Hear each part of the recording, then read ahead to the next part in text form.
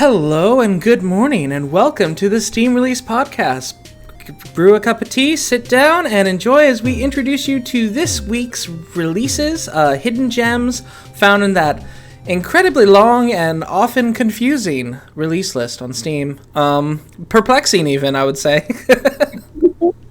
Some of the games that are on that list. Eventually, we have to get, once we get done with the catch up, we have to do the whole what were the dukers of or. Oh my god! Yeah. I did see quite a few this week, and I was like, oh my god, I would really want to talk about how bad this one is. And of course, before we go further, my co-host, as always, Rody Pie.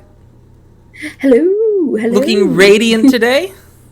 Thank you. Radiant. It's the sun's out here in beautiful Texas. Are you so? Is it sunny in the good old England? It was quite a lovely day today. Oh, very nice.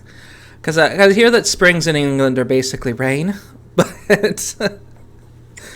we had quite like last month was really nice, and then the last week it just rained. Well, you need that. April showers bring May flowers, I think is the phrase. Yeah. So, need that. But yeah, as far as the games this week, despite all the crazy dukes, we did find some stuff. And one thing I noticed, particularly this week, one is just a ton of different countries games were coming from, and two was that there were some really artsy, genuinely artsy, not trying to be artsy, but genuinely artsy games this week. So I'm excited to get to that.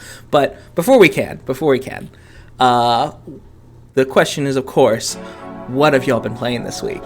So, and of course, chat, let us know what you've been playing this week too in the chat. But Rody, how about you?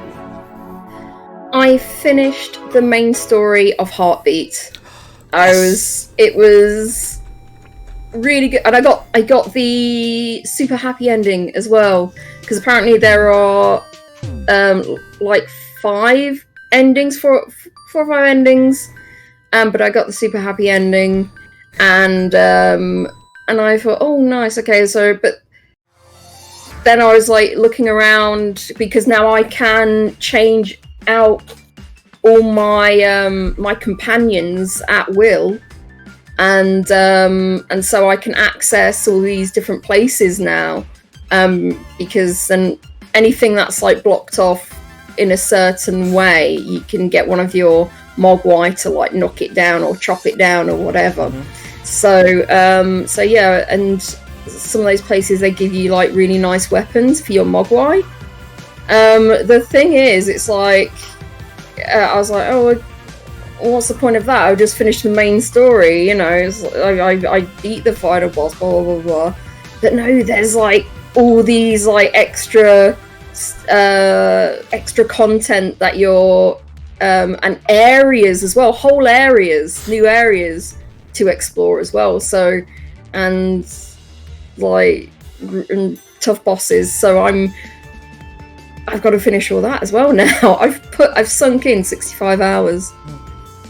So it's sort of there's a sort of post story, and now the all the as Godless Weep says, now the real game has begun. Yeah, completely.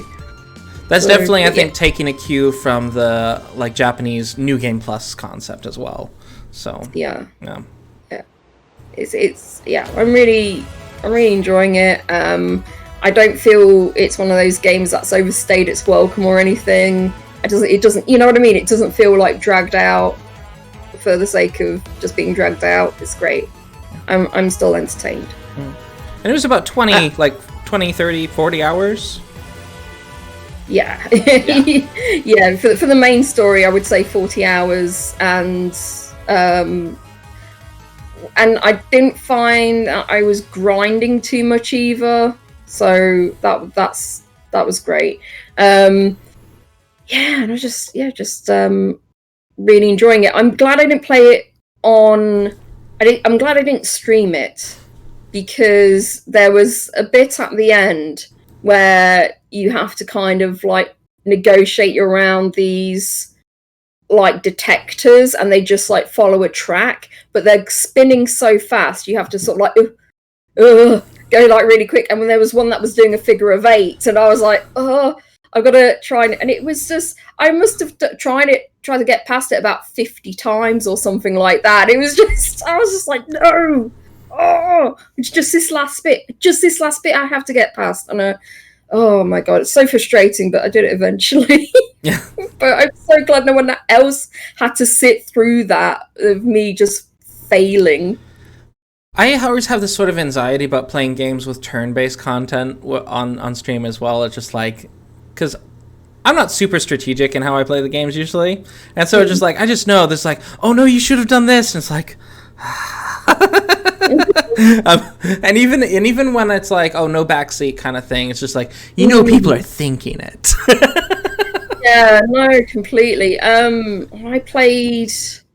did play another 10-based RPG on the on streaming, but people says, oh, you were like super chill about it, and you know, you only died once. It was like really, I mean, I was surprised because you know, because there was still challenges and everything about it, but it was, I'm quite relaxed, and I tend not to die too much on these things. I was like, it was Earthlock. I played Earthlock, but yeah, I do like my RPGs. I've played quite a few. What about you? What have you been playing? Well, Earthlock. I need to play that game. It's in my library. I really need to check that out. Anyhow, what I played was I got really, really close to finishing Carto, which is only about 8 hours long, I think, typically. But I played the demo and I just had to play the game. And besides having a few hang-ups where I just didn't get the logic of the puzzle until like I walked away and came back and felt really, really stupid. Just really, really dumb about not understanding it. Then I'd come back and was like, oh, okay, that's what this kind of puzzle is. I've quite enjoyed it, and I have to say, I'm not going to be happy to see this one go when I finish it.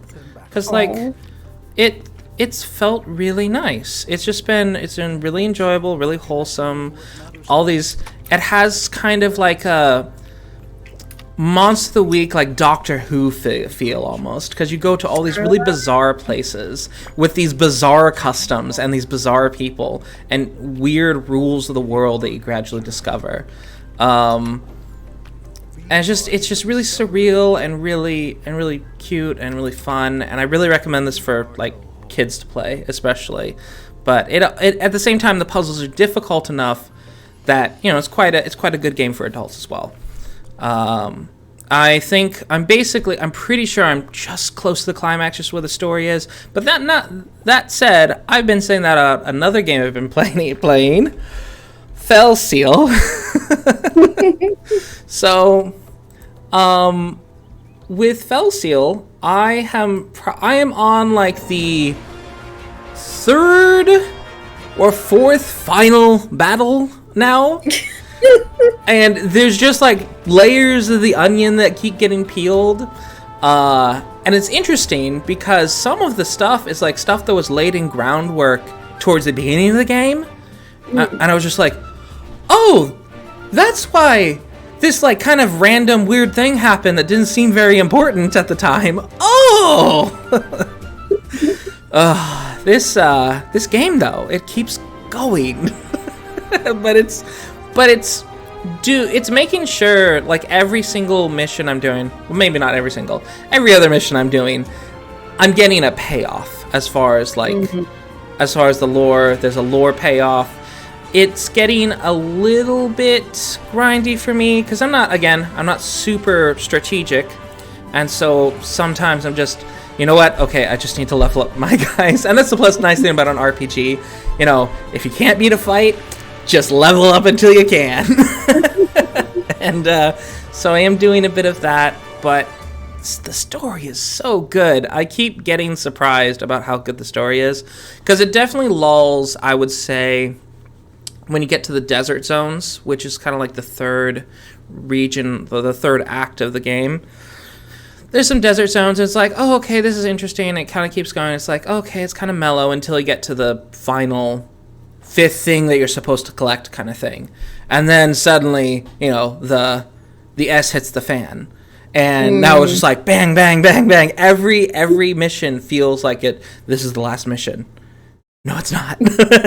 New surprise kind of thing. You find out people who are your enemies, maybe they aren't your enemies, and other people who you thought you were allies are backstabbing you. And it's just been and there's like characters dying left and right. Just like, what's happening? This is crazy. It's I do recommend Felseal. It's a much longer game than you think it is. So that's just what I'll tell you. And finally, I've been playing Temtem. I have to say, I do have something new to talk about this game, because I got to the third island called Tukma, which is basically this poisonous wasteland. This is all stuff you can learn by reading the website, so not giving spoilers. But the third island is this kind of toxic island of Tukma, where like there's all these toxic gases that's made it uninhabitable. And it's kind of like this wasteland thing. So with this whole game being, it's so cheery and bright and colorful and nice, and it's so fun, and la-di-da-da-da. This one, no. You're now in a poisonous low wasteland, and there's people trying to like get your. It's suddenly a much darker tone. It's still the same art style, but the plot line is a much darker tone, because everyone you encounter is not friendly. They are all out to steal your stuff. They're like, don't worry, this will be a simple thing. I'll just throw you into the toxic river, you'll dissolve, and then I'll collect whatever worth it. Worthwhile. And it's like, what? Oh my god, that got dark. Yeah, it got really dark all of a sudden.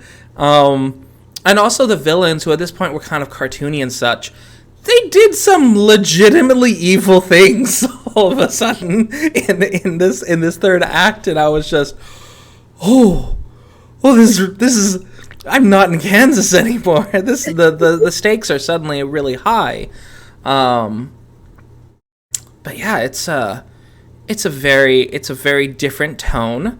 That said, the gameplay is still the good quality gameplay. There's now introducing a bunch of toxic Temtem with some new skills and stuff. There's new Temtems to catch, all the rest, and I'm still very much enjoying it. I don't know how quickly I'm going to finish this game, but I'll give you my next report once I finally get to Kisiwa, which is the fourth island. So that's nice. Temtem.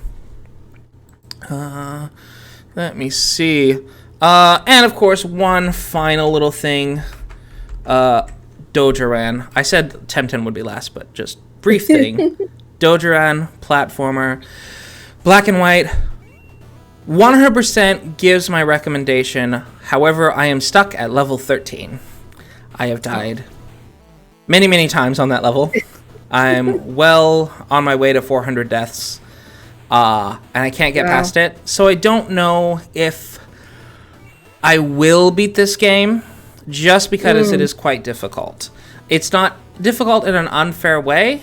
It's just that it's like, wow, I got past that level, though. That level was a pain. I got on the screen. I got past that level. But it's really challenging, and those of you who want a challenging precision platformer, 100% recommend. So consider this my video review of Dojoran. Check it out. It's great. And I'm going to write up an official review on the curated page, too. But I do not have the skill to finish this game, at least right now. I'm man enough to admit that. So I'll still probably go back to it whenever I'm bored and just like try to make a little bit of progress. But yeah, that's as far as I can go. Anyhow, now we have, of course, from August 18th to August 21st of last year, 2020, we have some catch-up games, starting with The Owl Quest. The Owl Quest is an unpretentious little pixel art point-and-click adventure that aims to immerse the player in an atmosphere of the first adventure games of the 80s and 90s. And now Steam decides to not load. Oh, there we go. Okay, cool. He's just a normal guy. I wish it would actually tell us what it was about in that blurb, rather than just say, hey, it's just unpretentious and it's set kind of like from the 80s and 90s. Well, it isn't set in that time, but it's reminiscent of the games from the 80s and 90s. I think this is partly point and click, but they do describe it as more adventure game, but I'm not seeing... You see, they don't say point and click anywhere. It seems like it would be, though. Yeah. But yeah, it's I like the aesthetic. It is very much like evoking back to those older pixel art games. It's not. I wouldn't say it's the prettiest pixel art I've seen, but they are kind of very deliberately going for an older look. So I was just looking more at about the game, about this game, and it's just said the same thing that it says in the blurb, and it says skillfully mixing offbeat humor, winks to past games and nostalgia for that time. It will awaken many memories for those who experience the crazy creativity of this period of video games, and will reveal its flavour for those who have not had this chance. Good old point-and-click adventure game, retro pixel art of graphics, offbeat humour and dialogues, winks to games of the 80s and 90s, enigmatic enigmas and mysterious mystery. Yeah, but I don't know what the game is about. There's one negative review here, and it's in French, but I do know enough French to know that. Okay. So they said that a very nice game to play. And it's sort of, and they do go back that it does capture the ambiance of point-and-click games. Okay, I guess that kind of confirms it's point-and-click games of the 90s. But they can't give it a positive review because there's too many bugs and, like, just issues with activations of objects. But yeah, so there seems to be... that seems to be their main issue, is there's just problems with the game. At least what I can get from my broken French that I could read. Okay, so. The one positive review that I've seen, I mean, there's only one that shows up. There's only 5 years reviews, and the rest of them are in another language. It says, came across this game from a recommendation. This is a fun little retro game full of crazy, wacky storylines. Sure, the English is not perfect, but that adds to the charm. I think it's fun to lose yourself for an hour or two to this game and just enjoy the wackiness. Okay, so it's about an hour or two long. Priced fairly at $1.99 for a smaller point-and-click experience, though. It's the same price in the UK as well. Oh no! You're getting shafted in the UK then. Yeah. It should probably be like $1.50 in the UK if they were going to adjust it. I'm pretty sure games can be cheaper than that too, so it's not a case of like a minimum price amount on Steam's side. No, yeah, because we've seen games like 75p or something, you know. It's yeah. They just didn't bother adjusting. It's probably the same in the EU too, so just adjust for the local price, please. Yeah. That said, the developer is Biscay JPh, which I do believe is based out of France.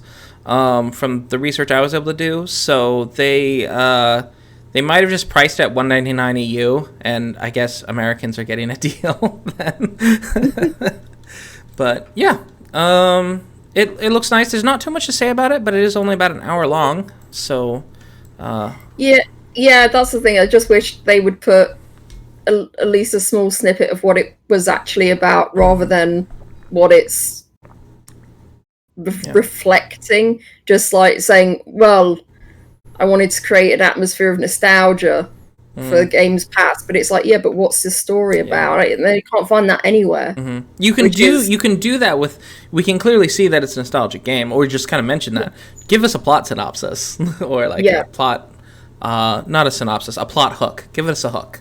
So to get us in. Yeah, that's what proper writers do. The game is called the Owl Quest. Mm-hmm. So check it out by Biscay JPh, and I believe it's their first game on Steam. Yes. Next up is Helheim Hassle. Helheim Hassel is a narrative adventure game with puzzle platforming elements. Play as Bjorn, a pacifist Viking that can detach and combine limbs at will to solve challenging puzzles and get out of uncomfortable situations involving desperate Norse gods, goblins, dragons, and angry skeletons. And about like the previous game, Owl Quest, it's $2.29 Canadian, so they made sure to not give Canadians a deal. They adjusted for that anyhow. But yeah, Helheim Hassel. This I've seen quite a bit about this game. This one is one of those that's just really strange. Basically, your character's in the Nordic afterlife, the Norse afterlife, and you have a tenuous relationship to your appendages, I guess. So you can like separate your head or your arm or your leg and move those autonomously through the game. You can swap out limbs. It's quite an interesting mechanical idea. So that's like that sweary game where that girl... apart from this one, looks more of a comedy. Mm-hmm. Yeah, this seems more comedic, where sweary is like kind of horror. Yeah. Yeah. But yeah, Helheim Hassel. I've seen quite a few people talk about really looking forward to this, so I hope it's good. It seems to have some platforming, some puzzle, and a few like action stuff going on as well. So just really interesting. I do like the art style of it. It's quite interesting. There's like an array of like colourful characters, which I appreciate. It's standing at 98% positive with 64 user reviews, and there's a free demo to try before you buy, and it is $15.49. So it's 14 levels, 90 plus puzzles, 80 plus interactable characters, 3,700 lines of spoken dialogue performed by 24 professional actors. Huh? So there's voice acting in it as well. Nice. That's quite impressive. Something I noticed is, so on the UI it shows, so this is optimized for controller support. It doesn't say that it requires it, but you can see that you have the 4 right hand buttons here, and then you've got the 4 arrows, which seem to allow you to pick which limb you want to control. So that's that. I like how the UI even just gives you straight up how to control, so they don't necessarily have to do a complex tutorial or anything. It's like, there you go. There's the UI right there. That's how you control the game. I actually quite like how they did that. So, it looks like it's about 20 to 30 hours long. Seen quite a few of those numbers. Although I've also seen a few people with like only played like a couple of hours, but you don't know whether. It's one of these things you never know if people just play for a couple of hours, said, yeah, no, that's good, I had fun, but that's me, I'm done now. But yeah, it does. I've seen quite a few with like 20 to 30 hours. 4 years previous, in October 2016, the same developers made Manuel Samuel, and you can kind of see their like artistic. You can kind of see the same artistic spirit going on there. It's a different art style, but you can kind of see how they got to Helheim. So Manuel Samuel seems to be also kind of a dark humor story game. But yeah, it's Perfectly Paranormal, which is a company based out of Hamar in Norway. And yeah, there's their second game on Steam. And it's very positive at 98%. And of course, again, free demo. So there's nothing you have to put in to try it out. All right. Next up is Griefhelm. Griefhelm is an award-winning party game with lethal medieval weaponry. Skewer your friends, deflect their blows, and push your advantage in local and online multiplayer. Find some friends and cut off their heads. have no idea how this control scheme works, but it seems that you have some free control about where you're holding your weapon, kind of like in what's that Ubisoft game that was like this? I think it was a Ubisoft where For Honor. So For Honor had that interesting, like, you know, you could position your weapon, so there's all about this parry, like, high attack, low attack, left, right, all this kind of interesting stuff going on. And this seems to have that, but on a 2D scale, so you're not having to do any left to right stuff, just up and down. Okay. It looks quite well animated. I'm not a fan of all the environments, but the character animations look pretty good. And even though I said I don't like the environments, there's a couple, like, I like the shot of shadow inside a tent scene. That seems like a pretty cool idea. And then, of course, you've got, like, in the mists. And then, of course, you've got ones where it's easier to see what your characters are doing and all that. But I do like the imaginative usage. And then there's some other areas like this I'm like, I'm not super a fan of how it turned out. Yeah, I think I have the same opinion. It's like, I do like the animation, but the backgrounds, you know, they're a bit hit and miss. Mm-hmm. Chi said it reminds him of Nidhogg. Yes, you know, Nidhogg is a good thing to compare it with, actually. There is also a campaign mode, but apparently it's only about a lunch break length campaign, so I assume it's like 30 minutes or an hour. It's mostly a multiplayer game, but there is a campaign to play through. This is standing at mostly positive at 79% with 199 user reviews, and it's £15.49. It says Master 4-player online combat, slay on the same couch with up to 4 people in local multiplayer, unlock weapons and armor, as you said, in a lunch break length campaign designed to be repeated with new challenges each time. Visually striking art style and handcrafted environments bring the world of Griefhelm to life. And just looking at how long people usually play. I suppose it varies, because I suppose it, you know, with couch co-op and everything, it's there's some comments about wishing that the campaign was a bit longer. They are quite honest about the length of the campaign, which I'm glad about. Although for a multiplayer game, let me see, this is, so it is shared split screen PvP, so you can do couch play, but it is like $19.99. So I don't know if I'd pay $19.99. $20. I don't know. If it had a longer campaign, I might jump in. I know that, of course, this game's more about the multiplayer experience, but this is it. It's like if you want to play with someone, and you have people to play with, it's probably a really great game. But usually it's like you don't always have the luxury of playing with other people, especially now. So it's it's nice to balance that out and have a robust single player mode. The developer is Johnny Dale Lonack. I believe that is a solo dev from what I was able to look up, and he is based out of Atlanta, Georgia. So good job, Johnny Dale, on getting your first game out. Well, at least your first game on Steam. You might have a ton on itch.io, but I wasn't able to find it. All right, so Peaky Blinders is our next title.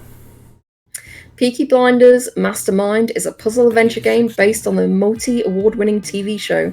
Become the mastermind as you control key characters and pull off perfectly synchronized plans. So a top-down heist game, I suppose. Yeah, do you have this TV show in America? I believe it's on Netflix here in the States. I guess it's about like UK gangsters. Yeah. It was like really big here. Although I haven't watched. I'm not really like gangster heist stuff, so it wasn't for me. But it's interesting. They brought out a game that's based on it so soon. You know what I mean? They've done it. Looks like they've done it quite well. Yeah, judging by the reviews, which aren't fantastic, but it's 78%, so still good. It seems that it is, at the very least, a generally appreciated, functional game. And so, yeah, to have one made so soon with the show being out, that's pretty cool. Is the show still running? No, I think they have finished the final series. I think. Don't come for me on it. I'm not entirely sure, but I think they might have finished it. Yeah. From what I understand, characters from the show are in this game, so I do kind of wonder if it's going to be side stories, like stuff that didn't necessarily happen in the show, or if it's going to be like stuff that happened in the show along with some side stories or something like that. So I'm just wondering, because if I see Peaky Blinders, am I going to get spoilers for the game, or vice versa? Which do I want to enjoy first, kind of thing. I do like the top-down vantage point, and it seems the combat's turn-based from what I can tell. No, maybe it's real time. So they said it's Welcome to Birmingham during the aftermath of the Great War, set right before the events of Season 1. Oh. Peaky Blinders Mastermind lets you join the Shelby family criminal gang, follow the rise of Tommy as he successfully uncovers a sinister plot to put the family out of business, proving yourself worthy of being the true mastermind of the Peaky Blinders. Okay, so it's a prologue. That's actually quite cool. Now that gives me an order to do these things in now. Play the prologue and then watch the show. So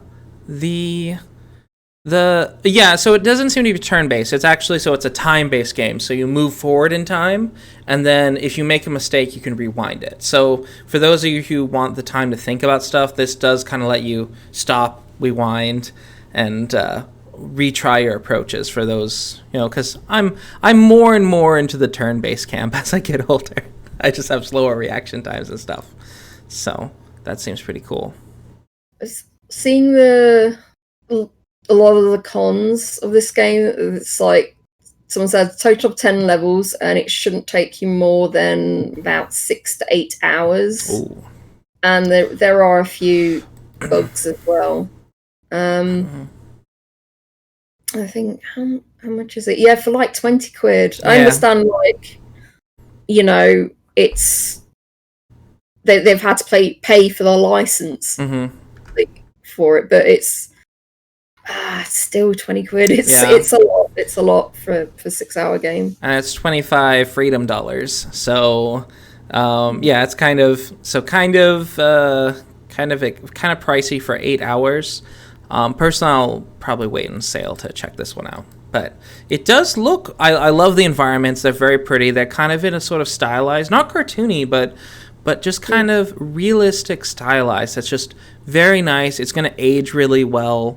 I don't see this looking like a bad... an unattractive game in 20 years kind of thing. So... No, not at all. It looks really good. It definitely looks really good. And I should say that it's like at 78% positive with 293 user reviews. Yep. It is developed by Future Lab, which is a studio based out of Brighton in the UK.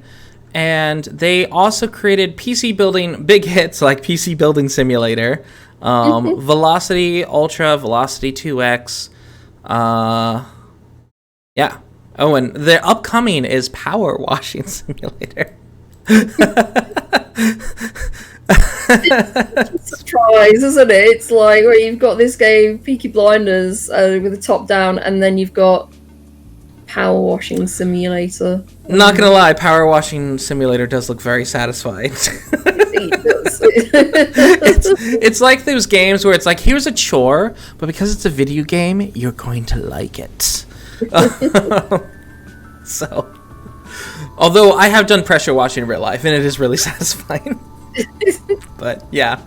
Okay, so that is Peaky Blinders. Next up is Eternal Hope.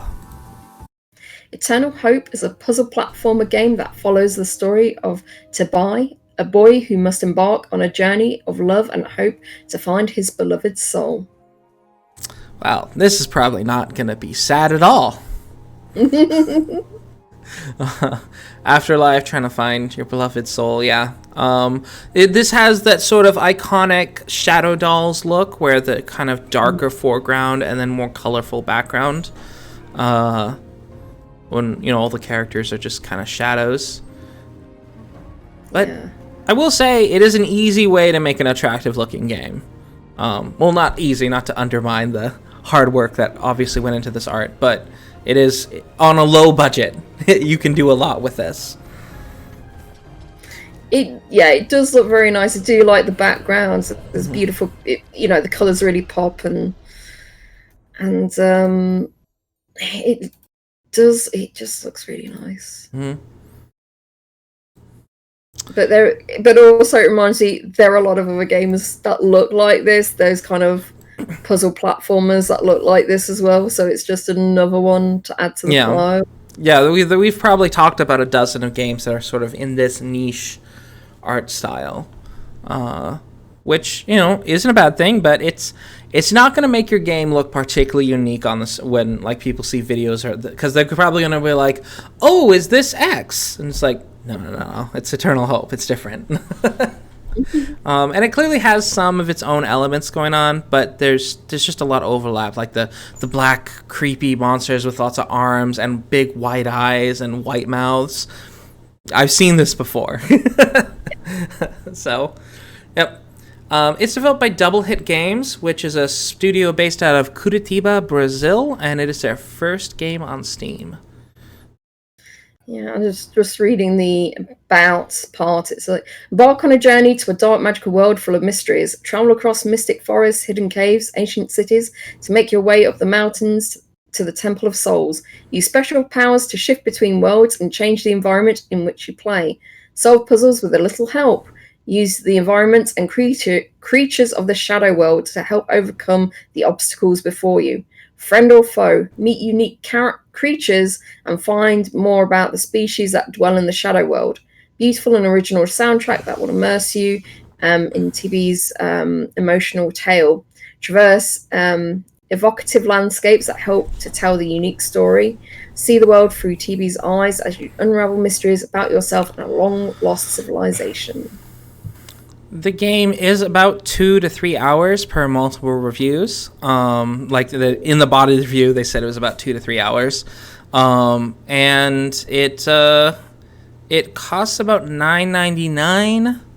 I'm not sure how I feel. I feel Daphne would get it on a sale if, was interested in getting it, because I just think full price it is a bit too much for like 2 hours. Yeah. It's £7.19. I would be happy, maybe paying like $5.99 or something. Yeah, a $5, which would be like a $7 in the US, $6 or $7, $6.50 or $7 in the US. Yeah, that wouldn't be bad. Yeah, it's 95% positive though, with 91 user reviews. Yep. Again, we're sort of spoiled for choice on Steam with a lot of games that have more content for less price. And so whenever you release a game on Steam, you've got to kind of calculate who am I competing against in the same genre. All right. Next up is Chef, a restaurant tycoon game. Chef is a restaurant management game in which you create your own character, acquire supreme cooking skills, customize restaurants, design unique menus, and devise innovative recipes with a realistic editor.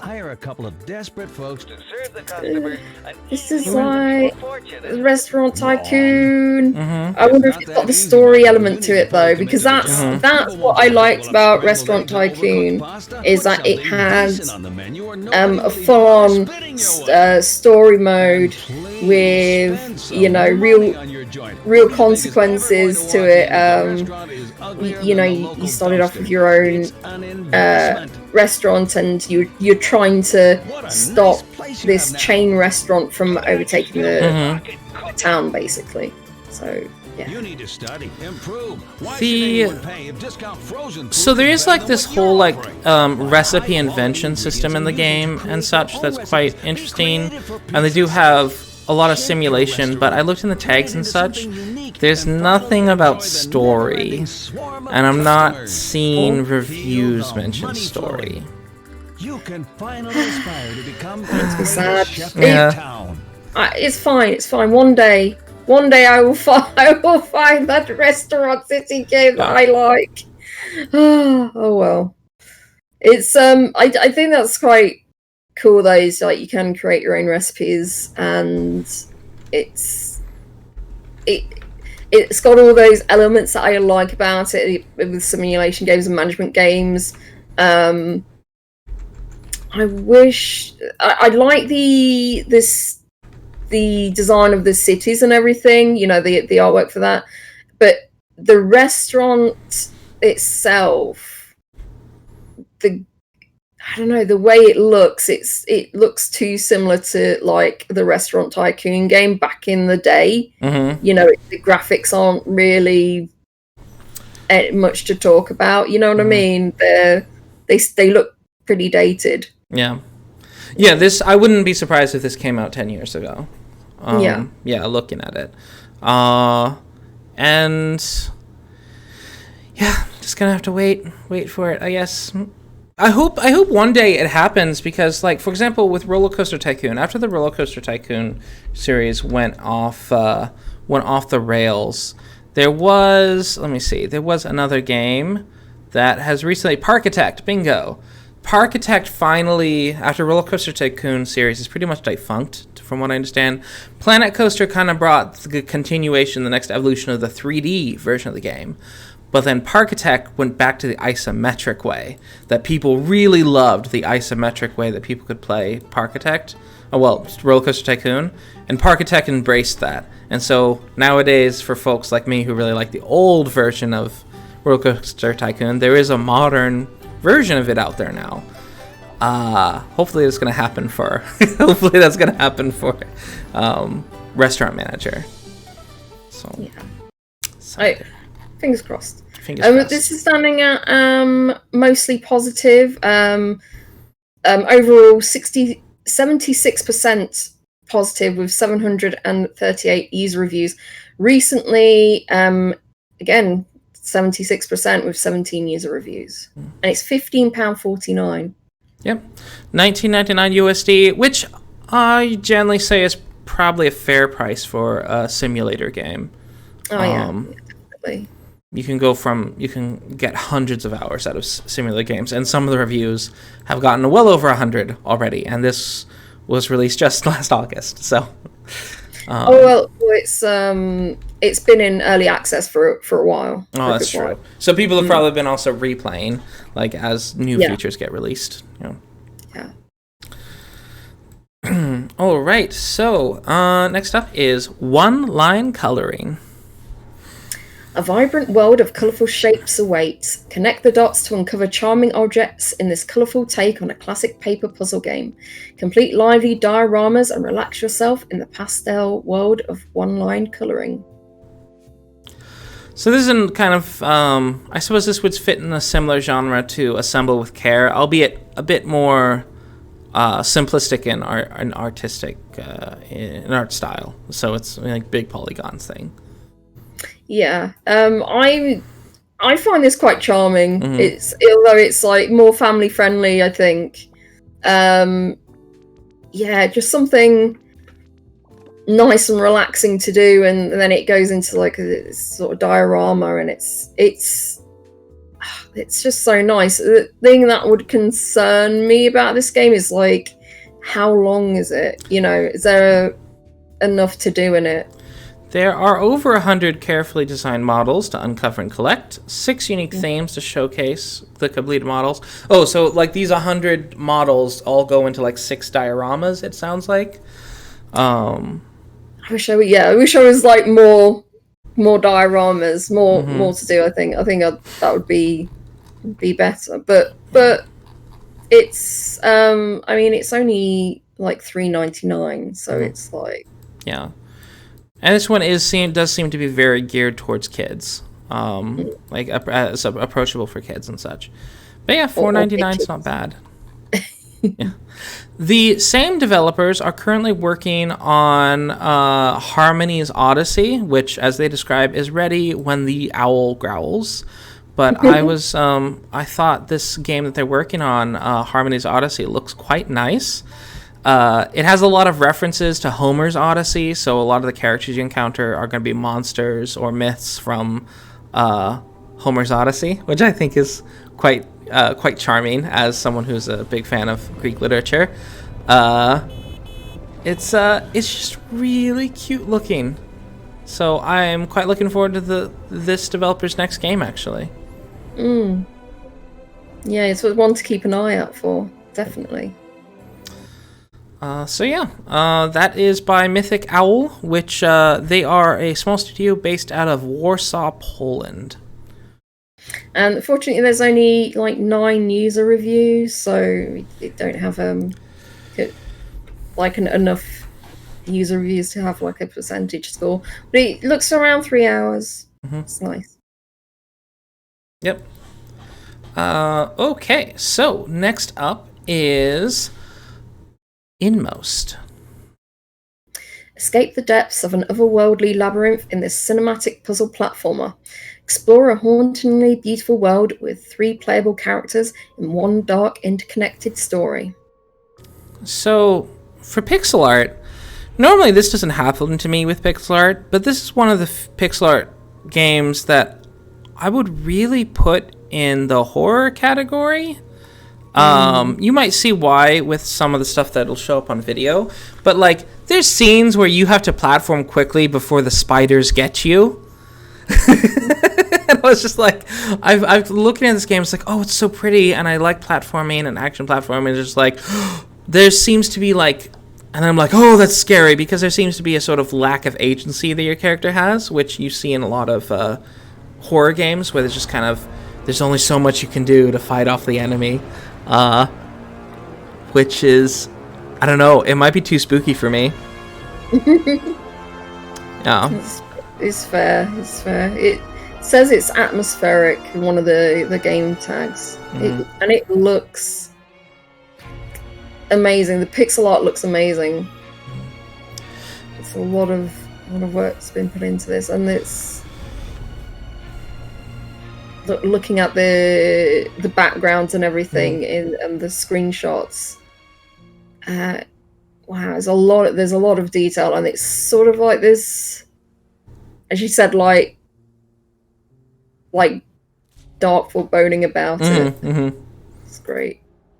Yeah, it's really fantastic. A lot of people have been really hyped for this game, so I'm glad to see it's out. And it was out back in August 21st, of course, because it's catch up. But it did extremely well at 92% positive, with over 1,793 user reviews, and just looks very, very beautiful. I don't know. Maybe I'll have to get up the guts to play this game. It really depends on just how scary it is. I'm gonna have to ask around, but yeah, it's so pretty, my word. So yeah, it says venture through a hauntingly atmospheric pixel art world. 3 main characters, each with their own unique gameplay styles. A knight adventures into the depths of a deteriorating castle. A child uncovers the past of an eerie house. A wanderer searches for answers. Lure enemies into lethal traps, solve environmental puzzles, and utilize your scythe, hook shot, and pickaxe to avoid a gruesome end. Discover a 3 to 5 hour emotional story intended to be played in a single sitting on a dark, stormy night. Explore every nook and cranny to find secret passages and collectibles. Featuring the vocal talents of Andrew Dennis and Cassandra Lee Morris. Playable in 14 languages, including English, French, German, Russian, Spanish, Italian, Arabic, Dutch, Japanese, Korean, Brazilian, Portuguese, Turkish, simplified, and traditional Chinese. Each pixel is placed with love. Features Corsair IQ RGB dynamic lighting functionality for PC. Oh, well, okay. So that means if you have one of those fancy rainbow keyboards, it's going to match the tone that's on the screen. Ooh, so... I suppose that's a neat little and kind of fits for this game that is very chromatic. Like they have scenes that you have blue scenes and you have green scenes and you have red scenes. So it is quite chromatic in its presentation. It's only about up to 5 hours, and it is $14.99.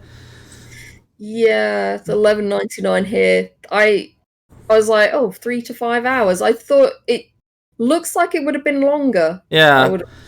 There is something to say for like how visually stunning it is. So like I feel like there is like a prettiness tax that's allowable to a degree. I don't know if $15 prettiness tax, but I will probably pick this up when it's on sale.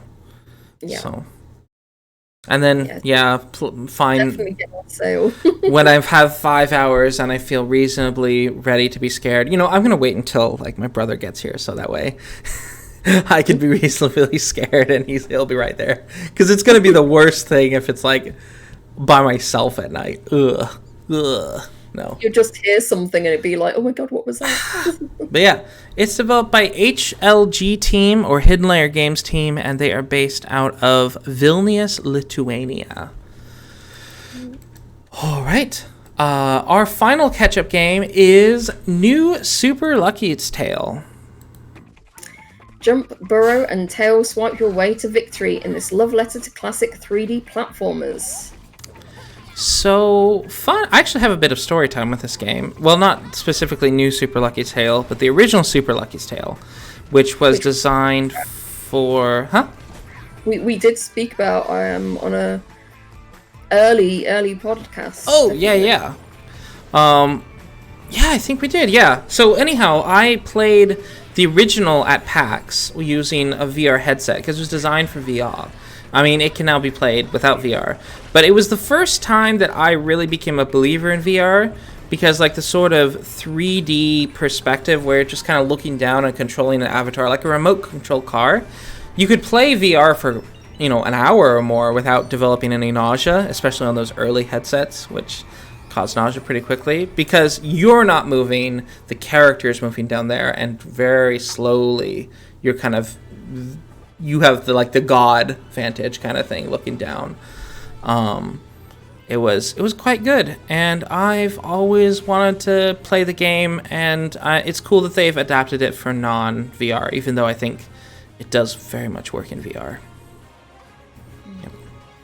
This is part of a bundle, so it's like $24.99, but you get the new Super Lucky's Tale, Super Lucky's Tale, Gilly Island, and Super Lucky's Tale Guardian Trails, or Trials. Can you not get it separately? I guess it's just all in the bundle. Yeah. Oh, interesting.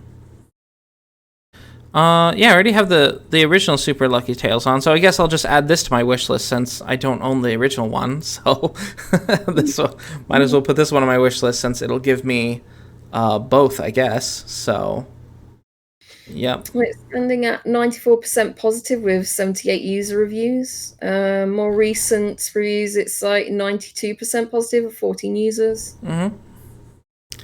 Well, I'm down to check it out. Unfortunately, it doesn't seem to have been as popular as the original Super Lucky's Tale so far, so that's unfortunate. Playful Corporation is based out of McKinney, Texas, which is actually just a short drive from where I am right now. Again, another local dev. So another meetup potential. Yeah, another meetup potential, especially once offices reopen and such. So that would be fun. But yeah, that is New Super Lucky's Tale, and that wraps up our catch-up list. And so now we are on to the... Oh, and I guess we didn't say, New Super Lucky's Tale, the whole bundle is $30. So, yeah. But releases, we have, starting with paint chips. Paint the ground, paint your enemies ground. The ground is your enemy, paint it. So it is 2D Splatoon, basically. Oh, this is the wrong screen. There we go. 2D Splatoon, in essence. Quite, I mean, it was just a matter of time before someone did it, but this seems to be the first one that does it, like, pretty well, because it's got a 93% positive right now. Yeah, 93% here. 29 user reviews. Mm-hmm. It's quite nice, yeah. It's, I quite like it because it, you know, unlike Splatoon, which has, like, a very small map, this is, like, and only a few maps. This is, like, really taking it, like, it looks like set in an RPG town, like starting town or something, and then you're in someone's house, and it's, yeah, I quite like that. I quite like that idea. Yeah, it's also free to play. So this is a free to play online multiplayer game. I'm not certain how they monetize. There's 80 plus character customization options to give you a unique look.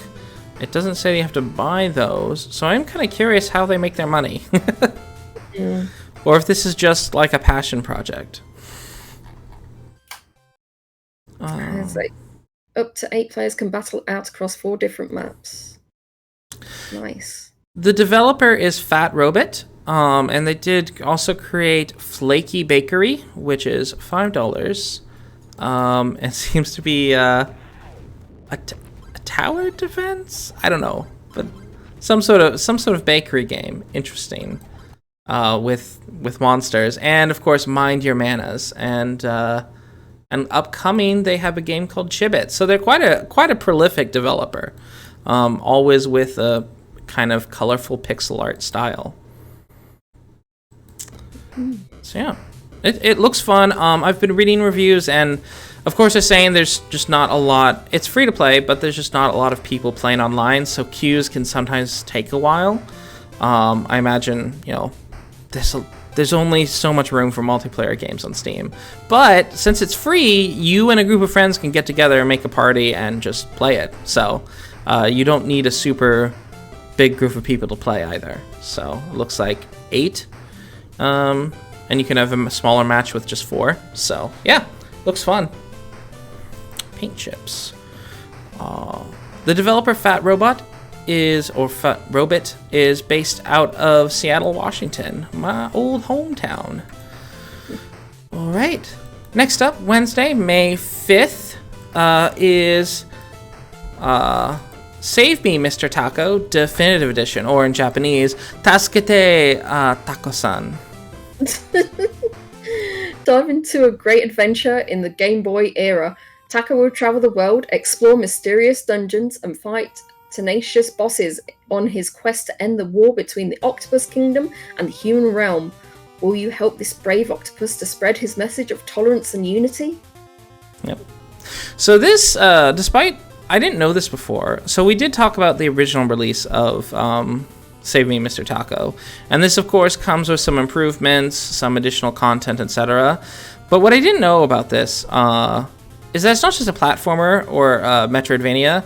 It's really an RPG, and there's like 40 hours of storyline in this game, and a lot of dialogue, and cutscenes and such. I did not realize that this game had such a big scope and story, and reading the reviews, like, they're all kind of mentioning that. So, quite an impressive undertaking then. Yeah, it's £11.39. I do like what they've done with the sort of Game Boy aesthetic. That's quite nice. It's not completely my thing. I don't like when they've gone with green and red. That's just a bit too hard on the eyes, but it's such a cute character. Although when he closes his mouth, it does look like he's got a bum hole for a mouth. That's pretty funny.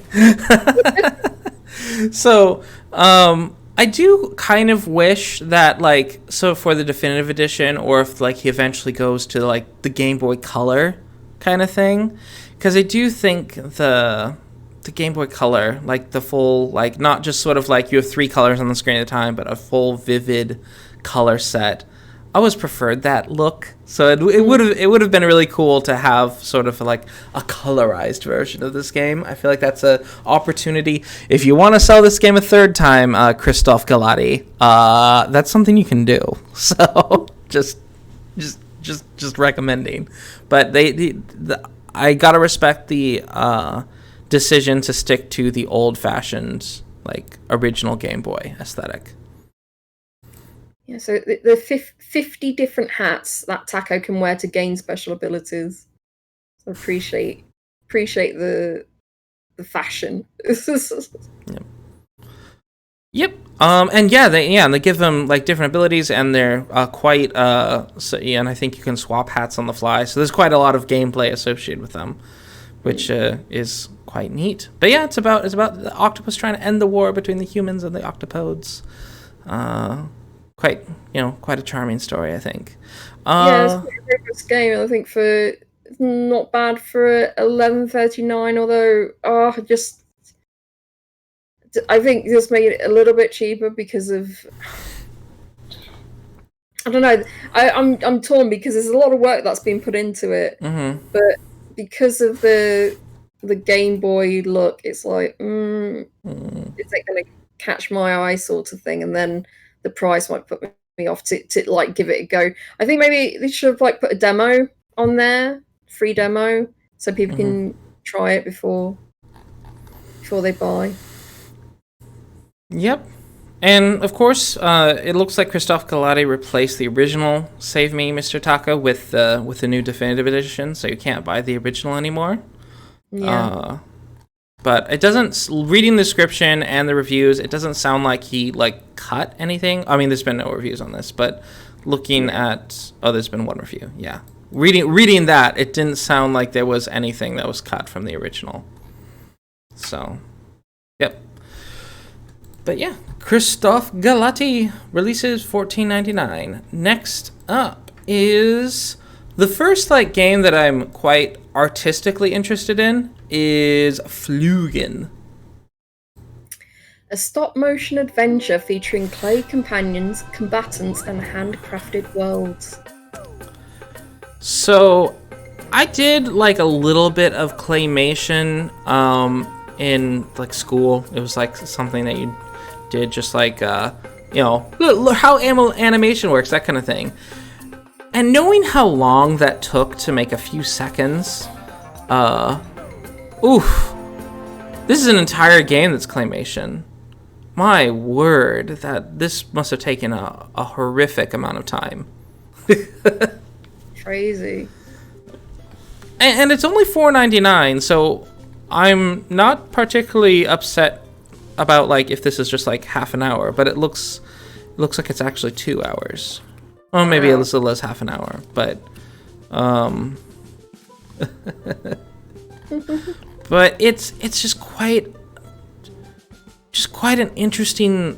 It's just interesting because I haven't seen very many claymation games, and just it's just an interesting medium to make games in. Just wow. Considering like usually we see a lot of indie devs like their first game maybe is a platformer, and they do it through Unity or something like that. But to choose to do stop motion platformer, it's like that's just like giving yourself way more extra work. You know what I mean? But it's like so cool. It's stands out from all the other platformers. I want to handicap myself basically on like developing a game, and it's Ian Levesque's first game. This was a solo dev project, so which I think you almost need the determination of a solo dev to make something like this, because I imagine having a team doing this would be, oh my word, I would be, especially like if it took years to get it done, which you probably did. Just like, I wonder what I'm doing with my life. Like, this takes so long.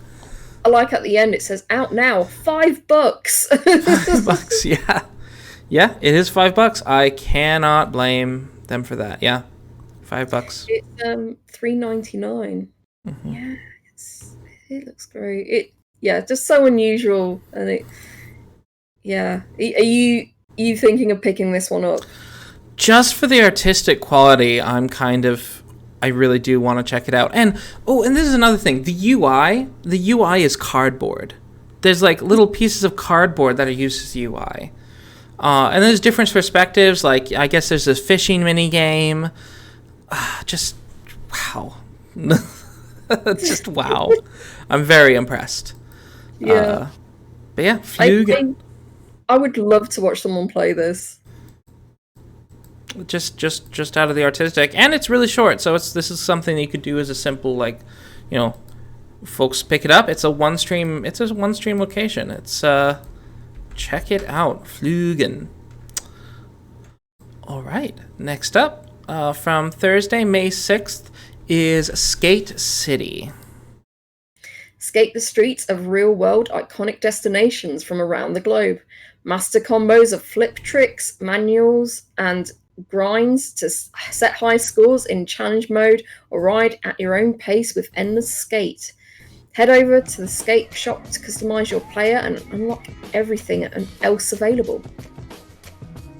So yeah, this is this kind of been a revival of the skateboarding video game genre. It was long abandoned for probably about 6 or 7 years. There were no skating games coming out, and with sort of the Skate 1 and 2 remake and some indie projects, including of course Skate City, it's cool to see that another kind of underappreciated genre getting its time in the sun and again. Not sure how I feel about the look of it, because it looks very, even like in like where it's supposed to be sunshine and beaches and everything, it looks kind of dull. Yeah, the lighting's not that great, I feel. And I'm not quite a fan of the background blurring that happens either. No. And the thing with skating games, so I feel like the camera's too far out, because a lot of skating game is about the small movements of the skateboard, like just some of the tricks are really small movements, and I feel if you're zoomed out too much, you can't appreciate the movements that much. Yeah. Whereas, for example, the Skate 1 and 2 remake, where they did like the whole up-resing and everything, really let you appreciate all of those little details. Now, granted, I'm comparing a AAA studio to an indie studio, but I'm not a fan of the aesthetic of this game, actually. The gameplay might be great, and judging by the pause reviews, it probably is. But I just if I'm doing skating tricks, I want to more easily see the skating tricks. I want that to be front and center, not a sort of mediocre environment. Yeah, it is standing at 94% positive with 19 user reviews. And it's on sale right now at 33% off, at £7.63. It says complete over 100 challenges, which is interesting. Yep. Seeing what else. That's not poorly priced either. Like, it's got 100 challenges. There's I think that's a fair price for this sort of genre of game that's going to involve a lot of learning combos and stuff. So it's more of kind of an open world experience sort of thing going on. But I'm just not a fan of the. I think they took the minimalism in the wrong direction. Yeah. Mm-hmm. But yeah, Skate City. It is out there for those looking for a skating simulation game. It is developed by two studios, Agens, which is a mobile development studio in Oslo, Norway. Does this as if it's available on the mobile platform though? It doesn't say anything about that. And built by Snowman, which is a studio based out of Toronto, Canada. All right, next up is from our good old friends at Sokpop, Toverblade. A magical deck building strategy game. Train your heroes, explore a dangerous world, and overcome enemies such as wolves, giants, and ice golems on your way to a mysterious fortress. And of course, we do have no official connection with Sokpop, but I feel like I know them after like seeing so many games they've developed. I have like an emotional attachment at this point. So, but yeah, this seems like one of the larger standalone games that Sokpop occasionally makes. But yeah, it seems like a chess-like grid with different characters with different abilities, with sort of strategy-based campaign. It's definitely one of the bigger ones. It's not part of their, because they release like seasons of games, and this isn't part of one of their seasons of games, of smaller games. It just says recruit knights, archers, and wizards. Collect various cards and alter your play style. Over 90 different items to collect. Over 30 enemies to encounter. 10 unique areas to explore. Yeah, so this is a card/board game, and it seems, not a huge scope, but for $5.99, it's not a bad scope for one of these games. The price hasn't been adjusted here. It still is $5.99 here as well. No, the UK is getting shafted. And you're Sokpop. You're a Dutch studio. You should know better. All right, but yeah, that is Toverblade by Sokpop, based out of Utrecht, the Netherlands. And we don't have any user reviews, so we don't know. There's no reviews at all, so we don't know how it's been received yet. Yep, not yet. It's with Sokpop though. Despite how small some of their games are, they're generally known for being functional. So, Yep. All right. Next up is Demeo. RPG fans, it's time to unite in virtual reality. Do you have the mettle to survive a monster-infested dungeon crawler that immerses players in the classic fantasy RPG genre like never before? Time to find out. Download Demeo now. All right. Now, this requires a virtual reality headset. Yes. I don't typically include VR games, just because most VR games, let's just be fair, most VR games are regular games, but on a platform that doesn't necessarily require VR. Like, it's basically like, let's take this game genre, but it's different because now it's VR. And it doesn't actually make the game better, and oftentimes it makes the game worse being on VR. Here's an example that I think they did the right direction, and it actually looks like a real complete game. So this is a dungeon crawler, and it sort of gives the experience of having this full, like, the table with, you can see the other players around you, and you're playing a game on a table that has all these interactive creatures, and the sort of diorama experience is so enhanced by VR. I think it's a really good idea. And notice this game will have a PC version, without VR eventually. They're working on that, but for now it's just the VR version. And so far it's been very popular with 91% positive with 210 user reviews. Also, I always found like with a lot of the VR games, they're kind of like tech demos. A lot of them are just like really short, like tech demos or something. It's like, oh look what we can do with VR, and it's not like a full proper game with complete scope. It's $23.79. I don't have a VR headset at all. It's like I again like very put off with like the quality of games that have been put out. It's not really inspired me to actually buy one. It is recommended by people reviewing this that it be played with a game, and some folks are saying that it only takes a few hours to really see all there is to see in this game. The developers are promising future DLC, but of course, never buy something on the promise of future DLC. just my recommendation. So I would say it's more than a VR. I say it's more than a tech demo, but it's less than a AAA game, and it's $29.99. Yeah, I think it might be worth it. It's not, it's what good games are there out there for my VR headset that I can dust off. Yeah, it is. There's a lot of comments about how it is far ahead of a lot of a great deal of VR games. So it stands out because and especially it seems to be properly taking advantage of to give that tabletop experience. It's properly taking advantage of the platform. Just like, a good mobile game is a mobile game that actually takes advantage of the fact that you have a touch screen and it's a small screen and you're going to be holding it like this kind of thing. Like those are the games that keep in mind the platform, and this one seems to do that. Unfortunately, it's also very short. I've played VR Skyrim.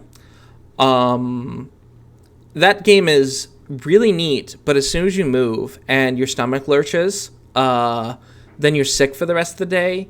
Do not recommend. Like VR sickness, for those of you, if you ever use VR and you start to feel a little queasy, take off the headset. It will not get better. You will not recover. Just take it off. You're done. Even if you just use it for 15 minutes, you're done. I don't have a proper VR setup right now. I kind of wish I did, but at the same time, it's games like this that both tell me that there's so much potential, but at the same time, it's not ready for mass consumer yet. So yeah, yep. I have complex relationship with VR. I used to work. One of my jobs was testing games on VR, and I can say that working 8 hours, 48 hours a day for 40 hours a week, in VR, you do eventually get over nausea. You start to develop you get over the simulation sickness, but after 2 weeks, I don't feel like it's worth it for most people. I was getting paid to go through simulation sickness. Key point there. You're getting paid, so it's fine. Yeah, I was getting paid for that. But yep. So what have you got for us next? Yeah, okay. Next up is, from Friday, March 17th, we have Carebotz.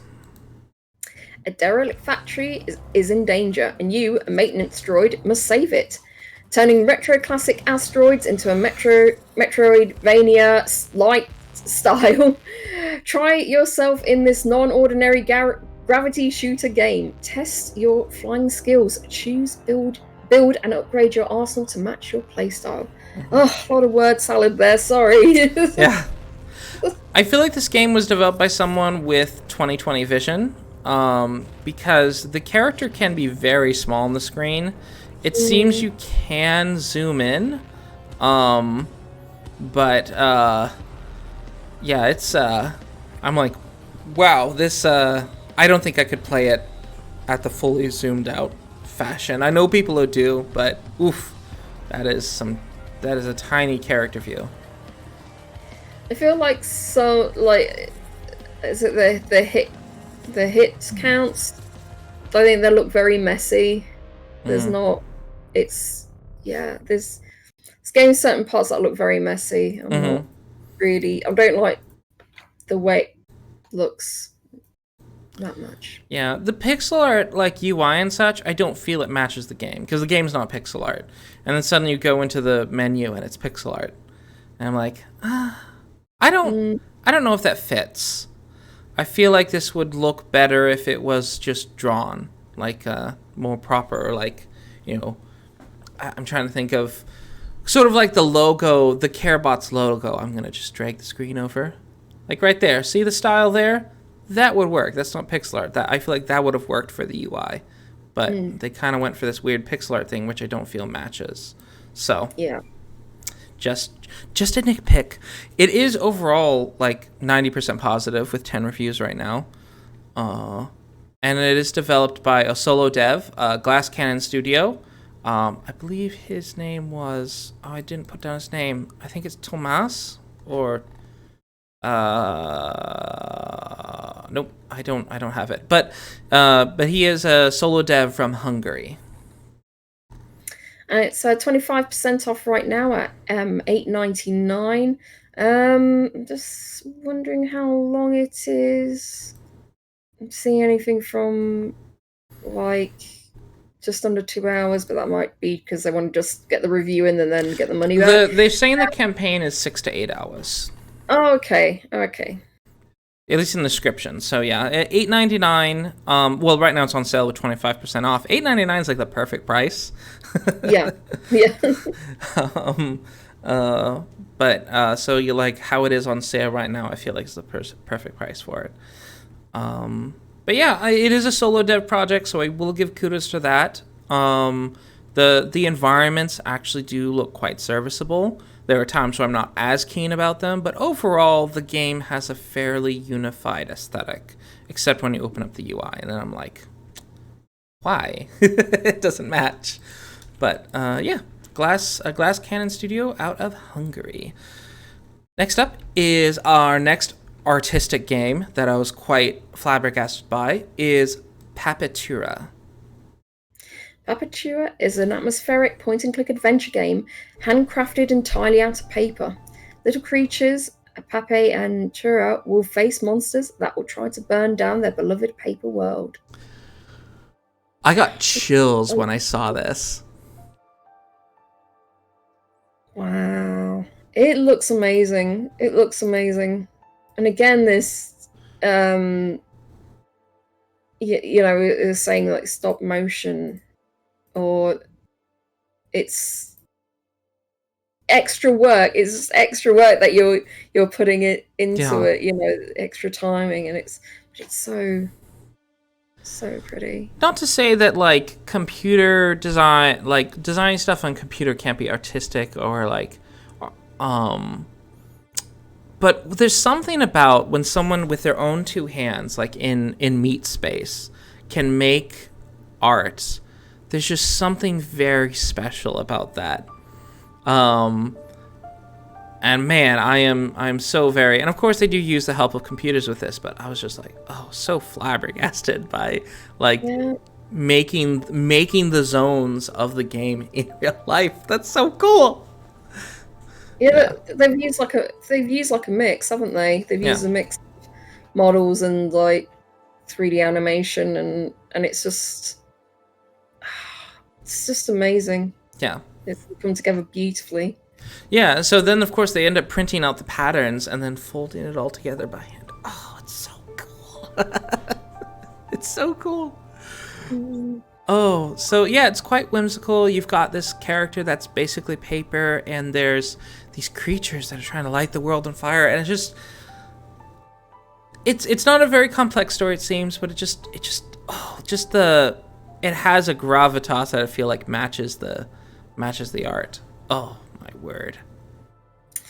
Again, it looks like it's about 2 to 3 hours long, so it is on the shorter side. Mm-hmm. And it's 10% off right now at £8.36. Yep. But it's standing at very positive with 93% user reviews with 119 users. Yeah. This one's definitely going on my wish list. I don't know when I'll be able to check it out. And $10.79 USD is a little bit expensive, but I almost feel willing to pay the art tax just because it's such a clever thing. I haven't seen this before. I'm sure there's been devs that have done this, but I just don't remember seeing this before. I've seen devs like put a Kickstarter for similar kind of point and click games that uses like physical 3D art and like computer graphical 3D art, and it would be successful Kickstarter, but it's just like something happens with the project or something because it's so painstakingly long to do. It's like it's unfortunate like some things can happen to the project. What have you got for us next? Oh my word. Yes. Okay. And a Petums is developed by, well, the Papetura is developed by Petums, which is a developer out of Bytom in Poland. Next up is Unbeatable, white label. A young girl learns a song, an exclusive side story set in the world of D-Cell Games' debut work. Yeah, so this is by D-Cell Games, and they seem to, like, this is basically the release of their album? So, yeah. They have, like, a bunch of songs that they've made, and they want to have it, like, introduced through this rhythm game. That's 2 games now that we've spoken about on the podcast that is actually like an advert for a band or their music. So, and they've done it. All of them have done it in completely different ways, and I love that. I love this kind of coming together of artistry. Yeah, and this is free, so I think I'm gonna go ahead and download it. Also, let me see. Yeah, just get it downloading. Boop. Yep. And that's a very clever way of doing it. If you're putting it out for free, you'll get more people interested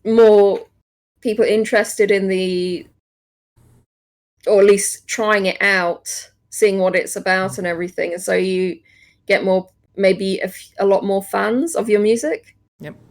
And so how they're making money, the game itself is free, but you can buy the demo tapes, which is $5.99 USD, and comes with 9 songs.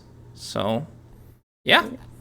So you can get the music from the game. That's, yeah, again, very clever way of marketing. It's very, very cool. And it's standing at 94% positive with 796 user reviews.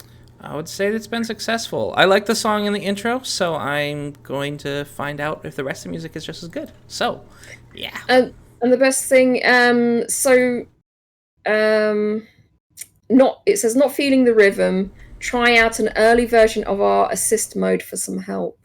Oh. So, yeah, if you're not that good at rhythm games, that's not a problem. Yeah, I'm really bad at rhythm games. So, but yeah, I'm gonna check this out. So I've downloaded and ready to play. All right, and that is Unbeatable White Label by D-Cell Games. Next up is Non-Guns Doppelganger Edition. Non-Guns is a roguelite action platformer. Battle grotesque creatures, kill quickly to maintain your combo meter, and rescue worshippers to become part of your idle army to buy upgrades. Yeah. So this is, let me see, let me get off. They have a cool animated trailer, which of course give kudos to, but I'm trying to get to like gameplay. There we go. So here's an example of some of the gameplay. There's a co-op mode. This is another pixel art style where it's black and white with some color. A good idea. I don't think it's particularly pretty in a lot of the scenes, but there is a neat style that they have going. It's just not always. I'm not always quite keen on particular scenes here because sometimes it can be hard to tell what's going on. But absolute kudos to the artistry. I would have preferred them having more like that cartoon style that they had in the trailer, rather than the pixel art. Mm-hmm. The cartoon style looks really good. Yeah. So yeah, I feel like it's kind of like back in the 90s where you'd see like cartoon like trailers for video games, and then you play the video games and the pixel. That's what this experience is like. Just like it looks so much cooler, and like the cover art and stuff, and then you play it and it's like, well, I guess this resembles it. It's kind of evoking back to that experience. Yeah. See, unveil the mystery behind the nihilistic universe of Non-Guns.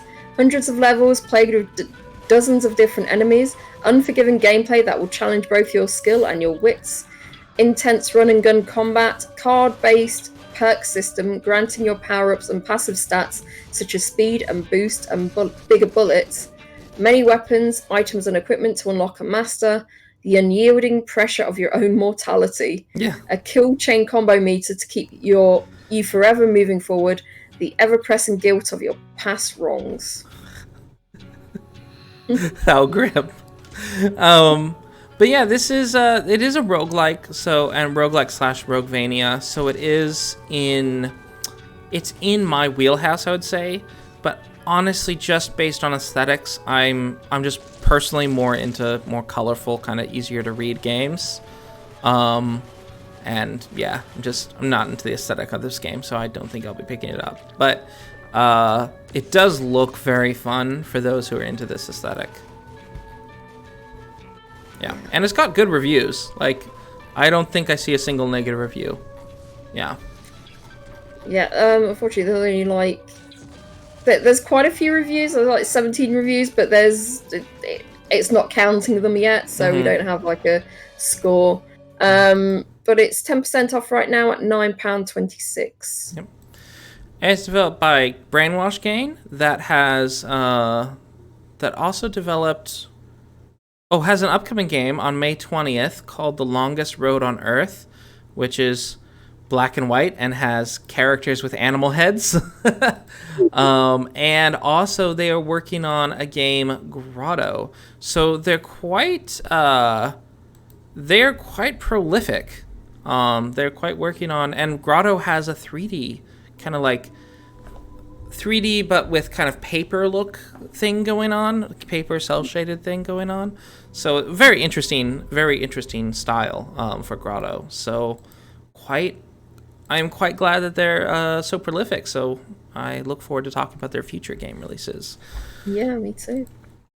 So yeah, that is Non-Guns. Saturday, May 8th, we have Metamorphose. Not to be confused with Metamorphosis. Take on the role of the temple's guardian, awakened to cleanse a temple from an evil force corrupting it. Fight and dodge your way through a series of corrupted denizens, wildlife, and guardians to confront Nafeset, the Defiler, and restore the blessed oasis. Yeah, so I just downloaded this. This is a DigiPen student game, and it is... So there's definitely aspects that aren't super pretty, but I am impressed with the combat animation. It reminds me a lot of Nier, actually. So it's giving me Nier vibes, which I quite like the Nier franchise. So I feel like I need to play this. I'm really impressed with the environment art. And the fact that this is student work, I'm very impressed. Student work can often be quite good, but this looks like a step above that. Like, whoever, if the developers on this team who made this don't get hired by some AAA studios or AA or indie, wherever they want to go, it'll be a shame, because this is an excellent portfolio. Yeah, it's really good. It looks really good, and we really do like. There's a lot of games that come out of DigiPen from those students. They do really great work. A lot of them do fantastic work, and of course, all their games are free, pretty much. So go through their library and pick up some free games. I will say, so having grown up in Seattle, where one of DigiPen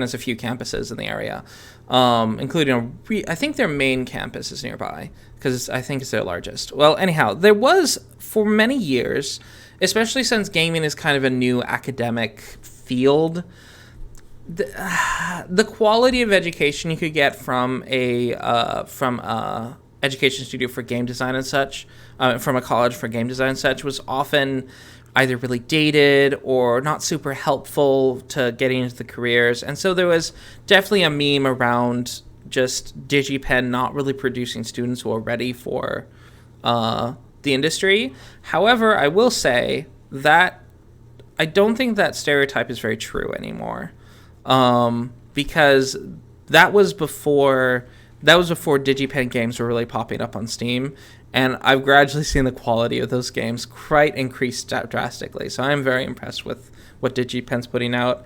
And I've been seeing more people I know who've been going to DigiPen actually get jobs in the industry. Because I did, early on, there were a lot of friends I had who went to DigiPen, and they could not actually land a job that they went to college for. So I have to say, similar. I've heard similar things about.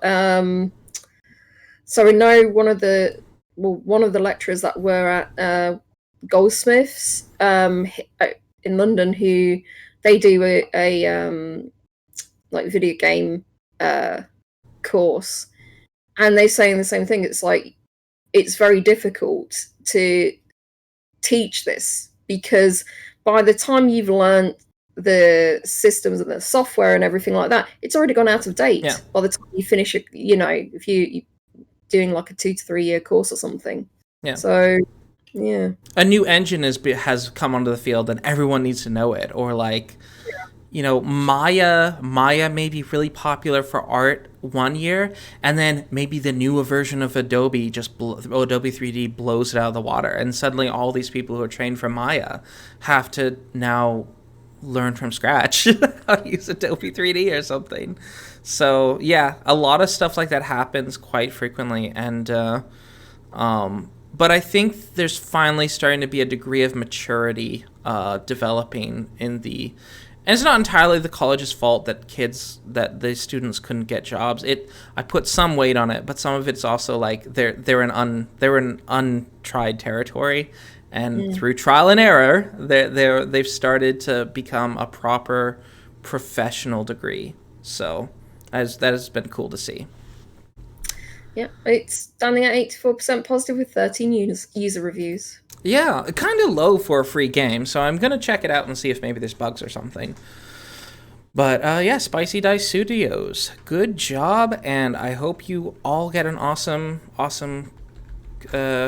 jobs in the industry or start your own studio. So, Sunday, May 9th, our final game, Super Totally Ultimate Dad Showdown. Studs is a student-made 3D multiplayer party game where up to 4 players compete in a series of dadly events to be crowned the ultimate dad. Test your dad-like reflexes as you race baby strollers down the street. Will be the first to gather all the items on the hardware store shopping list.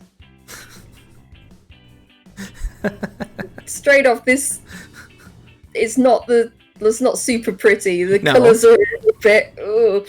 No, but it is, and the physics are kind of off. But this genre of game, like if it's too polished, I feel it takes away from the fun factor.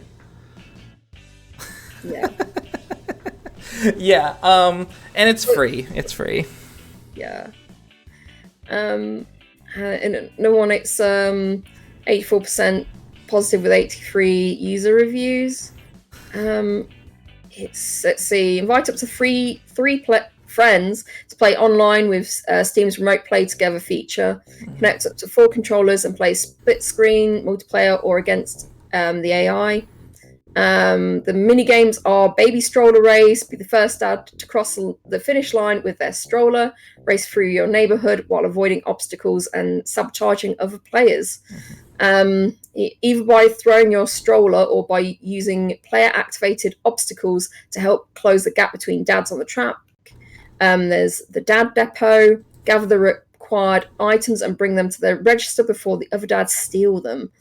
Penny Pincher, it's dad versus kid in a battle for control of the house's appliances. Dads attempt to catch the mischievous child and put them in a timeout while turning off appliances to reduce the total cost of the bill.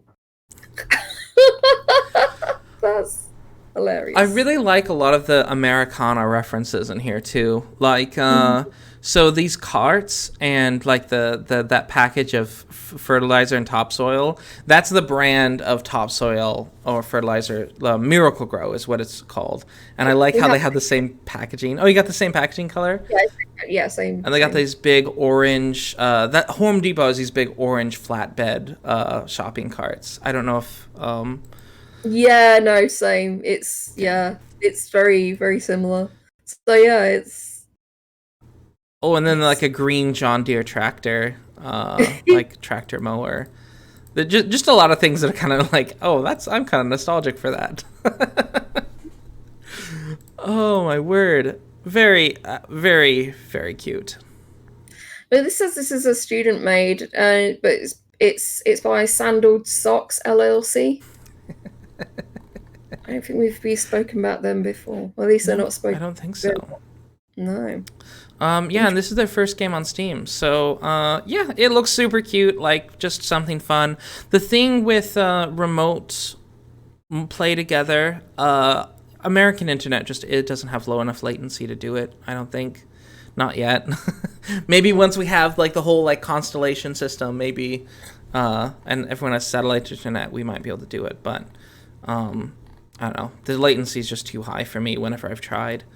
But for like couch co-op, this is something to check out once my brother gets here, see what we can get up to in it. So that sounds fun. But anyhow, that is and it's not 84% positive with 83 reviews. So yeah, and with that is all of our games of the week. And so there's of course one question for Rhodey, me, and of course chat. What was the best of the week? The very best. So maybe I'm gonna pick 2 from the catch-up list and 1 from the this week's release. So let's see. Definitely probably pick up eventually Chef, a restaurant tycoon game. I'd probably pick up that. Just because I really like management games and those sort of like restaurant management games. I'm disappointed with the like restaurants interiors, the way they look. I think it could be, I don't know, just it already looks dated kind of thing. But if it's fun, it's fun, and yeah, I'll probably wait till it's in a good discount. The second one I would pick, and it's because I'm always looking for nice, chill, relaxing games. I would pick up the one-line coloring because it's I just, as you said, like the that was it Handle with Care game. It reminds me of like that sort of nice relaxing game, and if there's nice music to go along with it, it's a nice Sunday afternoon playtime for me, I think.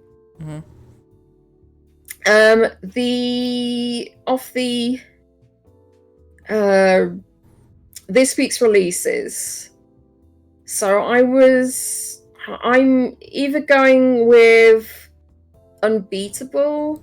I mean, it's free anyway, but again, that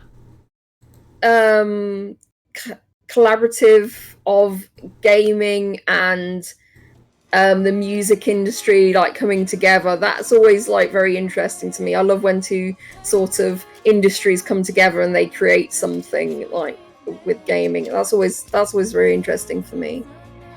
But I'm also very interested in Papetura.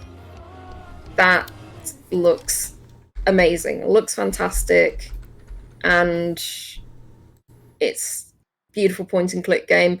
I am going to wait until it goes on a bigger sale though. No, happy. I am stingy. Yeah. There we go, Papetura.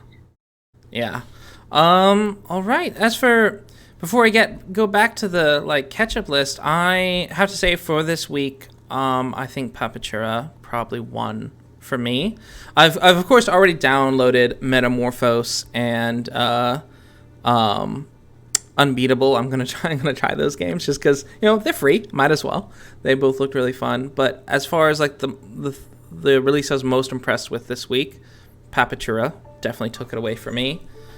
I'm just really want to experience this. So, from the catch-up list, however, I think the winner, even though I am somewhat intimidated by it, is INMOST. It just has a really stunning appearance. I feel like I won't have properly experienced the sort of new best of modern pixel art canon kind of thing if I don't play this game. So I feel like I do need to play it eventually, and it just looks fantastic.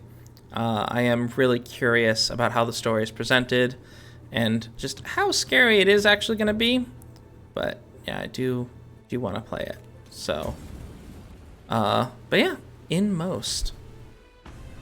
Very much want to play it. Yeah. So, and besides that, I guess new Super Lucky's Tale. I've been wanting to get that for a long time. So, I think we've had like a really good these lists, both the catch up and like this week's. There's been like a really good mix of games and also like really beautiful games and like visually interesting. Yeah, we've had 3 weeks in a row where it's always been good, but I think this week in particular was the week of artistry, where it's like it's really elevated artistic games this week. So quite impressed. And with that is all of the games. That is what we have for this week. And before we go though, Roadie Pie, where can the internet find you? What are you up to? I'm gonna be, I'm gonna try and finish Heartbeat this week. I've got a long way to go before I can beat like the final boss. But yeah, I'm gonna be doing like some achievement hunting. I'm not someone that has to get all of the achievements, especially if it's like a big like RPG kind of game, because it's like, I usually just want to jump to the next game. It's like, yeah, I'm done with this. I just want to do it. But yeah, I'm just having so much fun. I want to like dig my way throughout the world on that. It's just great. But yeah, you can find me at twitch.tv/RoadiePie. Hopefully I'll be back at some point streaming on my own channel. But you can usually find me here on every Sunday. Yep. And of course, you can find me here every Sunday as well, every week. Next week will be... Oh, and of course, I was going to open up with this, but happy Mother's Day as well. Remember, everyone, to call your mom or, like, hang out with her today. It's a special day. I mean, granted, it's a North American... Today is a North American holiday. It's a different days in different countries, but in North America, today is Mother's Day.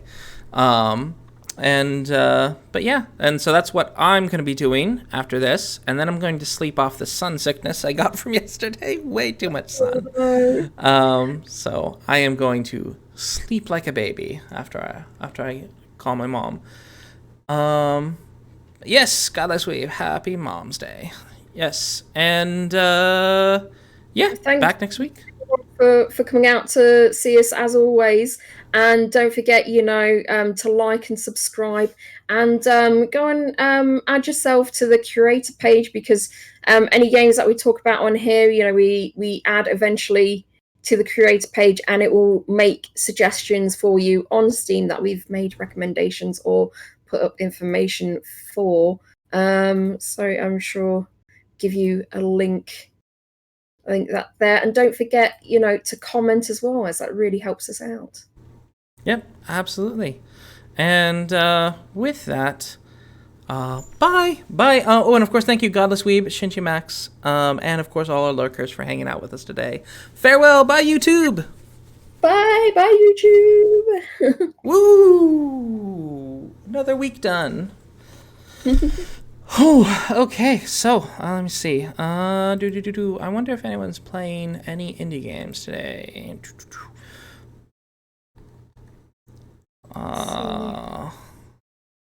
There's not many. There's not many. Well, for me anyway.